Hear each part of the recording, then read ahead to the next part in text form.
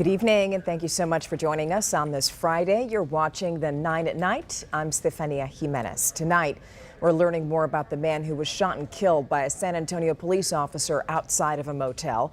His name is Edward Lee Nandin, and he died on Tuesday. And according to the San Antonio Police Chief, William McManus, an officer approached Nandin for what appeared to be drugs in the parking lot of a Motel 6 on Loop 410 near Marbach.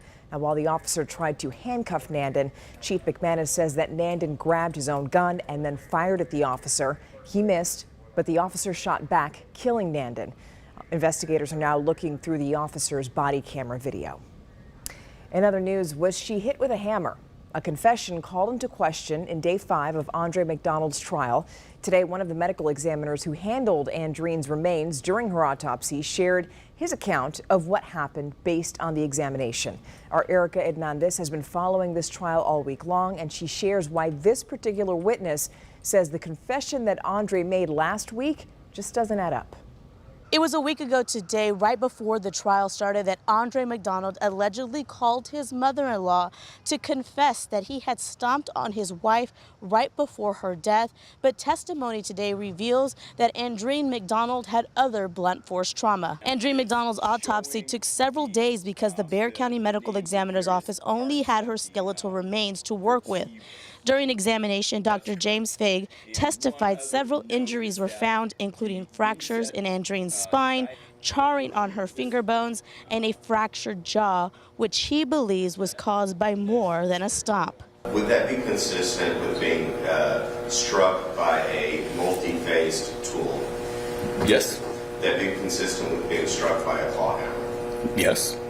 Ultimately, the MU ruled Andrine's death was a homicide caused by blunt force trauma. Later, a DNA serologist confirmed blood found on the handle and head of a hammer found inside the McDonald home was Andrine's blood.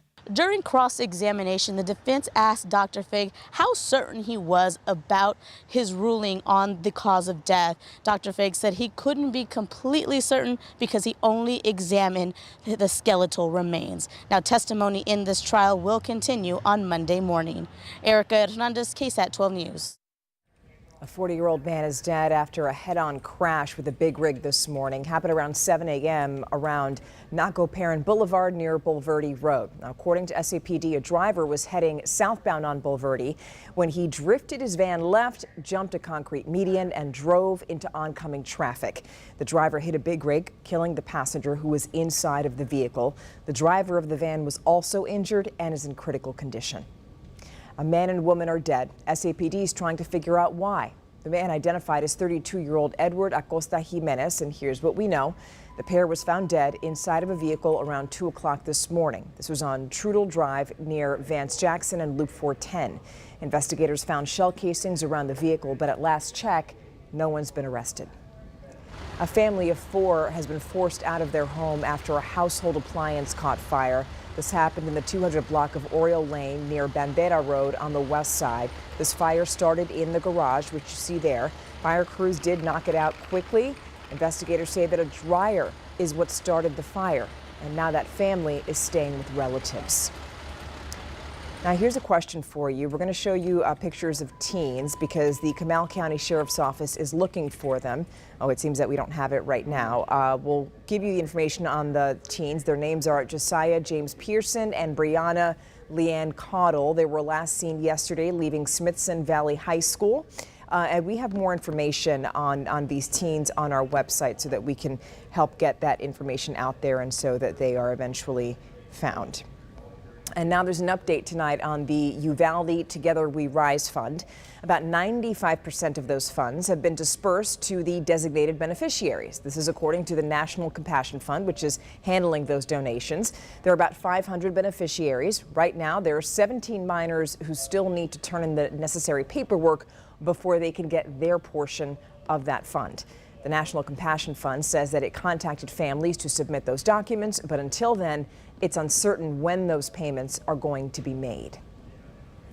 35 San Antonio police officers were honored for their heroic actions and efforts to keep San Antonio safe. SAPD held its 2023 award ceremony this morning, but it wasn't just officers that were being recognized. Also, 8 people, civilians from San Antonio, also got awards. That includes one man who saved a woman from a gunshot wound. And here's what he said about helping others. Do what you can, but you always keep in your mind that the first responders of the city are the people who keep us safe. Some people received Purple Hearts and certificates of merit as well. Awards for Officer, Detective, and Sergeant of the Year were also given. Now that it's the weekend, we want to give you your forecast. Here's meteorologist Mia Montgomery. As we head into the overnight hours, we are still expecting the cloud cover to stick with us. Some areas of fog and drizzle expected to develop by wake-up time tomorrow morning. Just expect a damp start to our Saturday. As we head into the afternoon, still the thick cloud cover sticks with us. A few isolated showers possible, especially along and east of the I-35 corridor. Now, temperature-wise, it will be a cool start. You'll likely want the extra layer as well as the rain jacket stepping out for any Saturday morning plans. Just to be on the safe side, we wake up to temperatures in the upper 40s, low 50s, overall daytime highs by Saturday afternoon, expected to top off in the 60s. Now, as we head into our Sunday, a few additional showers to a storm certainly possible, especially throughout the first half of the day before our next cold front moves in. A few peaks of sunshine helping afternoon highs top off near 70 to wrap up the weekend into next week. Still keep the umbrella handy. We have additional chances for rain through Wednesday, combined with cooler than average temperatures. In other news now, it is International Holocaust Remembrance Day. Public schools around the state held events for kids to learn about the Holocaust. It's law. Back in 2019, Governor Abbott signed a bill into law that requires children from kindergarten to 12th grade to learn about the Holocaust in an age-appropriate setting so that the horrors of that history are never repeated. Teach them that the smallest acts of kindness can have a ripple effect. Even a first grader learning about being kind and having good character can be passed along from grade to grade. So you just heard from Lisa Berry right there. She was the teacher who helped to write that bill. She, along with 3 second-generation Holocaust survivors, went to the Texas Senate Education Committee and got the bill passed with a unanimous bipartisan vote. In other news now, a lot of people do it every day. They take a vitamin or a dietary supplement of some sort, but the question is whether it works. And if you're healthy, do you need them? Also, which ones are dangerous? 12 on your side's Marilyn Moritz looks at some of the biggest sellers. Red Bull is among the millions who hit the health aisle. Multivitamins every day, and then zinc usually just during the winter months when I need a little extra boost. A survey by Consumer Reports found 60% of adults take at least one supplement every day. But do they work? It's difficult to know if a supplement is actually working, especially if you're making medication or lifestyle changes at the same time. Besides vitamins, the most popular supplements people take for overall health are fish oil, calcium, and probiotics. Research shows that taking fish oil can help reduce inflammation, that calcium supplements can help with bone health, and that probiotics can treat diarrhea from taking antibiotics. But so far, no research demonstrates that probiotics actually improve overall health.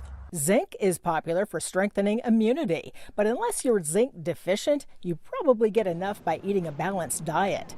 Melatonin is very popular for sleep. Taking melatonin can help you fall asleep about 7 minutes faster, and studies show it's particularly helpful for those with jet lag or sleep disorders. But avoid taking high doses over a long time because it can interfere with the body's natural production.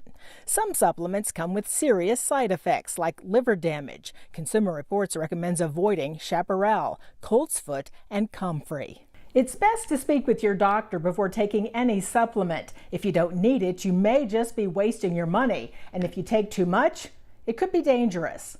Marilyn Moritz, KSAT 12 News. Read the label, talk to your doctor. We're out of time. The 9 at Night returns on Monday. Have a beautiful weekend, and thank you for bearing with me while I almost lose my voice throughout this because I'm dealing with allergies. Anyway, have a great weekend. We'll see you.